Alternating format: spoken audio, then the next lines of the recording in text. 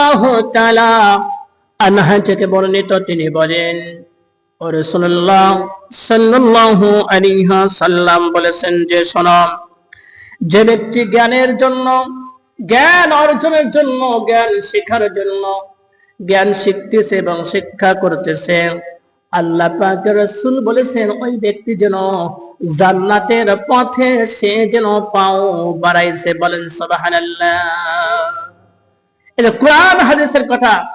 শিক্ষার জন্য যদি শোনেন তাহলে আপনি যেন জান্নাতের দিকে আপনি পাও বাড়িয়ে দিয়েছেন। কোন দিকে? জান্নাতের দিকে আপনি পাও বাড়িয়ে দিয়েছেন। শুধু তাই না, ওই ব্যক্তি যখন শিক্ষা করলো, আল্লাহ পাক বলতেছে যে ওই ব্যক্তি শুধু জান্নাতে যাবে না, শিক্ষা করেছে, যে শিক্ষা দিয়েছে উভয় ব্যক্তি হলো কি জান্নাতি লোক। আর এই হাদিসের মধ্যে এসেছে যাদের চক্ষু নাই, কে নাই? যাদের চক্ষু নাই, আল্লাহ রাব্বুল আলামিনের নবীজি বলেছেন ওই ব্যক্তিকে, আল্লাহ রাসূল বলেছেন আল্লাহ পাক তাকে জান্নাত দান করবে। বলেন সুবহানাল্লাহ।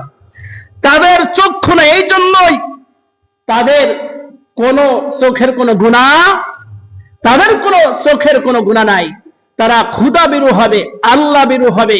এই লোকদেরকে আল্লাহ পাক বলতেছে তারাই হলো জান্নাতের দিকে তারা পাও বাড়িয়েছে। বলেন সুবহানাল্লাহ। আল্লাহ পাক যেন আপনাকে আমাকে যেন এই পথে যেন চলার তৌফিক দান করে। বলেন আল্লাহুম্মা আমিন।